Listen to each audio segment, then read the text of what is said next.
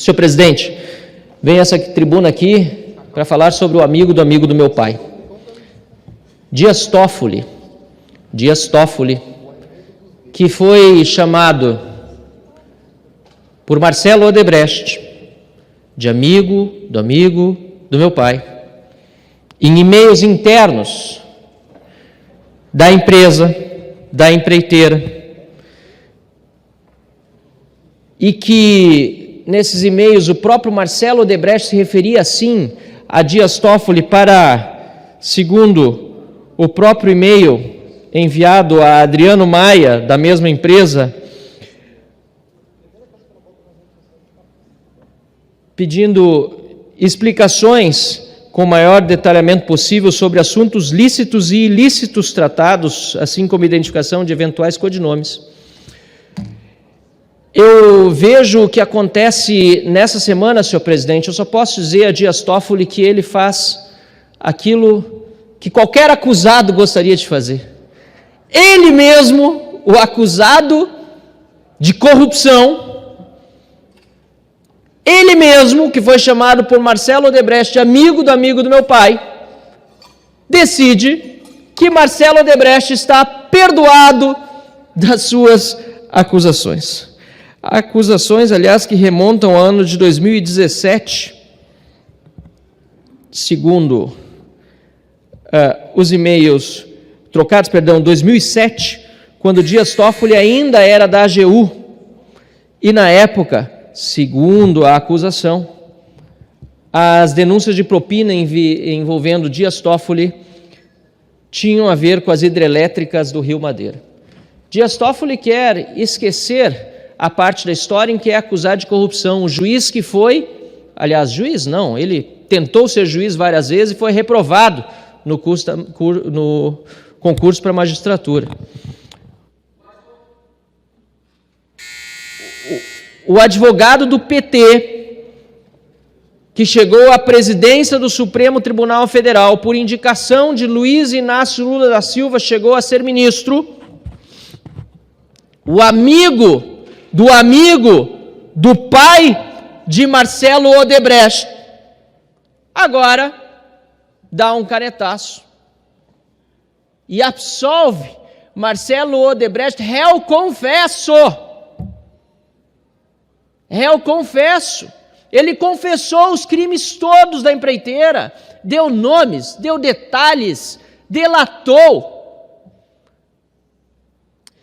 Como o Supremo Tribunal Federal quer que o brasileiro confie na instituição? Como Dias Toffoli,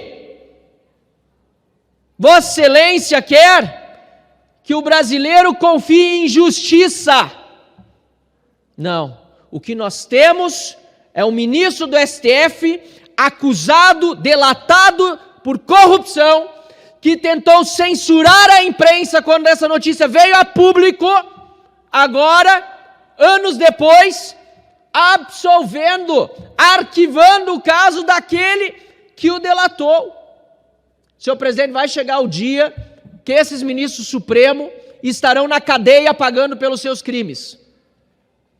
E não me refiro apenas aos eventuais crimes de que foram acusados por delações, porque muitos deles dificilmente poderão ser comprovados, até porque muitas provas foram até mesmo destruídas pelo Supremo Tribunal Federal. Outras estão aí para quem quiser ver. Não, senhor presidente. Falo dos abusos de autoridade, falo dos excessos que estão fazendo, falo do desrespeito com o Estado de Direito e com a nossa Constituição. A toga hoje serve, lamentavelmente, no Brasil, a acusados de corrupção, a delatados por banditismo, e que não se defendem, porque sequer podem ser investigados, porque assim, aliás, eles próprios definiram. Colocam-se acima de Deus, sendo acusados por pecados que até o diabo duvida. Olha, senhor presidente, é lamentável vermos também José Dirceu nesta semana ser reabilitado politicamente para logo ali poder concorrer em eleições, porque decidiu também a turma segunda do STF, por maioria, que os crimes de corrupção contra si, contra Zé Dirceu, prescreveram.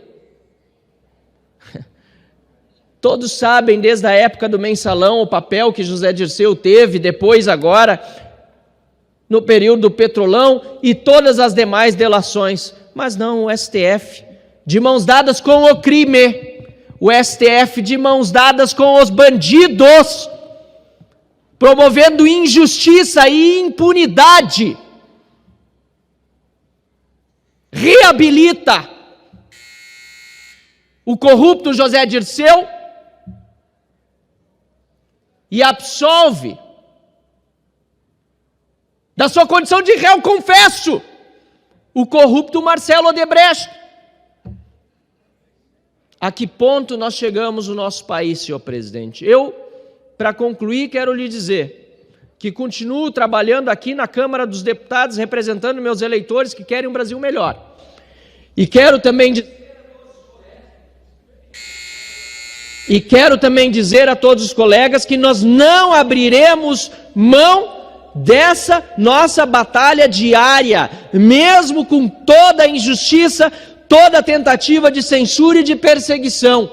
Eu não me curvo a bandido e não temo chamá-los pelo nome que tem. Eu quero um Brasil melhor. Eu quero um Brasil justo em que o STF seja respeitado, seja uma instituição séria.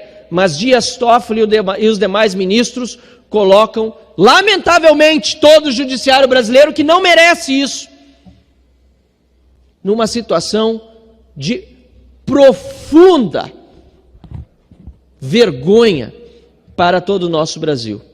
Eu quero concluir dizendo, senhor presidente, que o cidadão brasileiro pode sim contar comigo e com a oposição aqui na Câmara dos Deputados. São momentos difíceis, mas há de chegar o dia, e tenho convicção e fé em Deus nisso, em que os corruptos de verdade, esses sim, sejam punidos, e o cidadão honesto tenha tranquilidade de não ser perseguido por dizer aquilo que é verdade. Porque hoje as coisas estão invertidas. Aqueles que estão no governo perseguem quem diz a verdade, para poderem mentir à vontade. E aqui a governo me refiro não apenas ao Executivo, mas também ao Supremo Tribunal Federal. Chegará o dia em que a situação se inverterá. E aí, senhor presidente, felizmente, nesse dia, a nação brasileira voltará a sorrir com justiça, democracia e liberdade. Muito obrigado.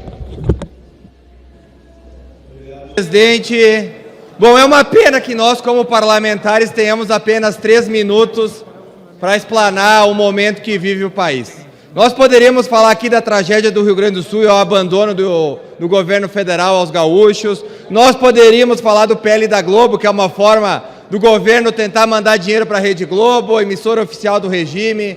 Nós poderíamos falar da bizarrice que foi o Haddad hoje, dizendo que as contas públicas estão equilibradas. Acho que ele não passou da 2ª série no colégio, porque ele não sabe que mais, o sinalzinho de mais significa positivo, sinalzinho de menos significa negativo, então ele precisa de um pouco mais de matemática básica.